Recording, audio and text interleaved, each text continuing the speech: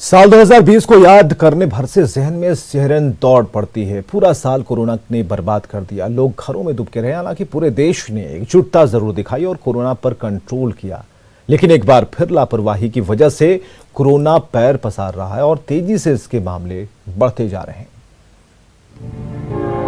Corona के मामले तेजी से बढ़ने लगे हैं। मास्क और सोशल डिस्टेंसिंग जो सबसे कारगर उपाय हैं, उनको लोग नजरअंदाज कर रहे हैं। साल 2020 जैसे गुजरा वैसे साल 2021 न गुजरे, इसके लिए लगातार लोगों से शासन प्रशासन अपील कर रहा है।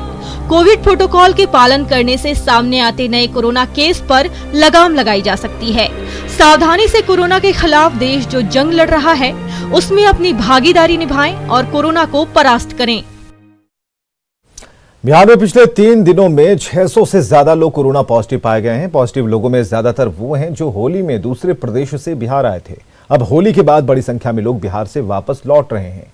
पटना जंक्शन पर बड़ी संख्या में लोग ट्रेन पकड़ने के लिए पहुंच रहे हैं और इनमें से कई जागरूक हैं तो कई लोग कोरोना के प्रति अब भी लापरवाह।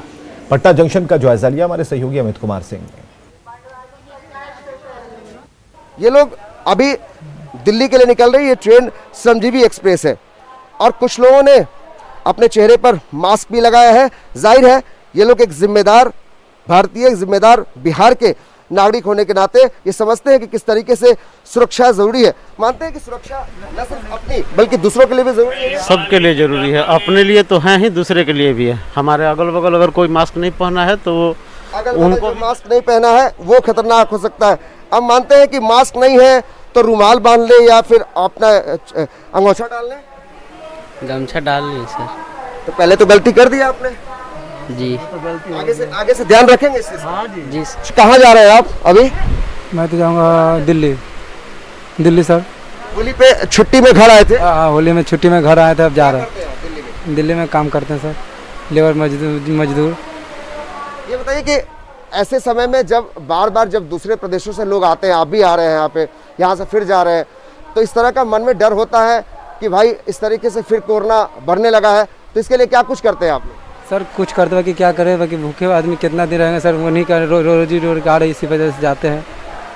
रोजी रोटी के लिए जाते हैं। ये एक बड़ी समस्या है बिहार के लिए कि जो लोग न चाहते हुए भी दूसरे प्रदेशों में काम करने जाते हैं क्योंकि परिवार चलाना है, और शायद यही कारण है कि लोग जान जोखिम में लेके जाते हैं यहाँ से। ये मानते हैं कि बड़ी समस्या है और जो लोग यहाँ से लगातार बिहार आने वाले या बिहार जाने वाले, उन्हीं से ज्यादा कोरोना का खतरा बढ़ते भी जा रहा है। आने जाने से लोग बता रहे हैं, जो रिपोर्ट आ रही है उसमें कि बाहर से जो लोग आ रहे हैं उनसे ज्यादा बढ़ा है 72 घंटे में। डेटा अगर सही है तो हो सकता है ऐसा हो। न सिर्फ श्रमजीवी एक्सप्रेस बल्कि कई ऐसी ट्रेनें हैं जो इस तरीके से जहां भीड़ भाड़ चल रही है, जो यात्री दिल्ली या फिर दूसरे प्रदेशों से बिहार लौटे हैं होली के अवसर पे, वो अब यहाँ से फिर अपने क्षेत्र में यानी कि जहाँ पे वो काम करते हैं वो जा रहे हैं।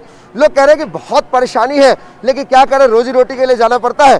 कई लोगों ने मास्क नहीं पहना है, लेकिन बहुत ऐसे लोग हैं जो एक जिम्मेदार नागरिक के तहत उन्होंने मास्क पहना है। तो ये तस्वीरें पटना जंक्शन की है, जो ट्रेनें अब दिल्ली की तरफ मूव कर रही हैं।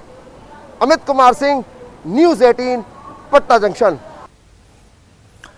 तो कोरोना के बढ़ते मामलों को लेकर सरकार चिंतित है। हालांकि दूसरे राज्यों के मुकाबले बिहार की स्थिति बेहतर है, लेकिन स्वास्थ्य विभाग अलर्ट मोड पर है। स्वास्थ्य मंत्री मंगल पांडे से बात की हमारे सहयोगी आनंद अमृतराज ने। इस वक्त हमारे साथ मौजूद हैं बिहार के स्वास्थ्य मंत्री मंगल पांडे।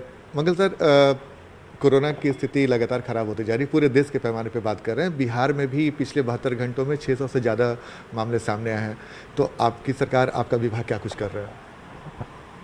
नहीं, निश्चित रूप से पिछले कुछ दिनों में आप देखेंगे तो पूरे देश के अंदर कोरोना के मरीजों की संख्या में इजाफा हुआ है, बहुत तेज़ी से इजाफा हुआ है। और एक एक राज्य ऐसे हैं, चाहे वह महाराष्ट्र हो, केरला हो, कर्नाटका हो, गुजरात हो, छत्तीसगढ़ हो, पंजाब हो, इसमें से कई राज्य ऐसे हैं कि कई कई हजार नए केसेस प्रतिदिन आ रहे हैं।